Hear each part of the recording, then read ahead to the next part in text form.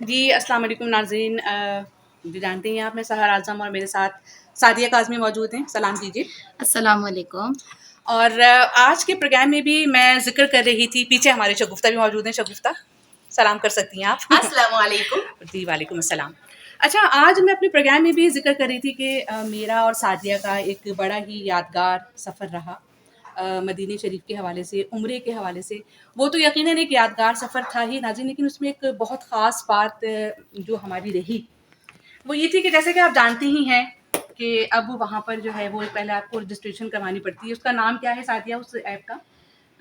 وہ نسک. ہاں، نسک اس کا نام ہے، میرے ذہن سے نکل گیا تھا. اور وہاں پر آپ کو پھر ظاہر اپوائنٹمنٹ لینی پڑتی ہے روضہ رسول صلی اللہ علیہ وآلہ وسلم پر جانے کے لیے، جو خاص جو روضہ رسول ہے. تو وہاں پر اس کے بغیر ظاہر ہے کہ انٹری نہیں ہے. بہت سختی ہو گئی ہے اس حوالے سے. تو ہمارے جانے میں بہت چند دن رہ گئے تھے.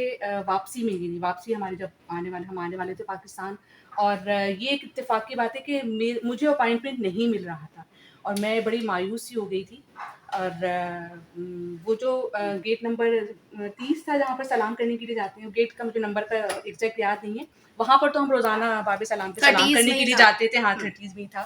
لیکن جو خاص روضہ رسول صلی اللہ علیہ وآلہ وسلم کی حاضری تھی تو وہاں تک میں نہیں پہنچ پا رہی تھی اور میں بڑا اس حوالے سے ڈسہارٹ تھی. انہی دنوں میں سعدیہ کاظمی کی طبیعت ذرا تھوڑی کچھ خراب ہو گئی سفر کی تھکن کی وجہ سے، اور تھوڑا سا چلنے میں جلدی تھکنے لگی. تو پھر ہم نے انہیں مشورہ دیا کہ جناب آپ ویل چیئر لے لیجیے. تو مدینے میں کافی دن جو ہے پھر وہ ویل چیئر انہوں نے، آپ کو پتہ ہے کہ بڑا لمبا وہاں پر راستہ ہوتا ہے. اس کے بعد کیا ہوا کہ یہ سعدیہ کاظمی بتائیں گی کہ میں کس طرح سے میری روضہ رسول صلی اللہ علیہ وآلہ وسلم پر حاضری ہوئی. جی سعدیہ. سب سے پہلے میں یہ کہنا چاہوں گی کہ کہتے ہیں نا، آتے ہیں وہی جن کو سرکار بلاتے ہیں. تو یقین کیجئے کہ سرکار کے روضے پر ان کی حاضری لکھ دی گئی تھی، لیکن پرمٹ نہیں ملا تھا. پرمٹ نہیں ملا تو اب میں ویل چیئر پہ تھی.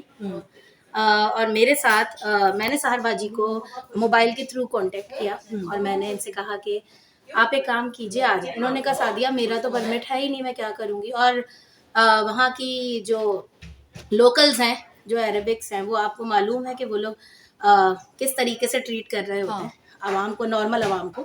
تو بس وہ ویسے ہی ٹریٹ کرتے ہیں. تو ہمیں ایک خوف تھا کہ ہمیں یہ روضہ رسول میں سحر باجی کو تھا کہ میں آ بھی گئی تو میری انٹری نہیں ہوگی، مجھے باہر ہی روک دیں گے. تو میں نے کہا سحر باجی میں ویل چیئر پر ہوں، کیونکہ میں اتنا لمبا چل کے اندر جا نہیں سکتی.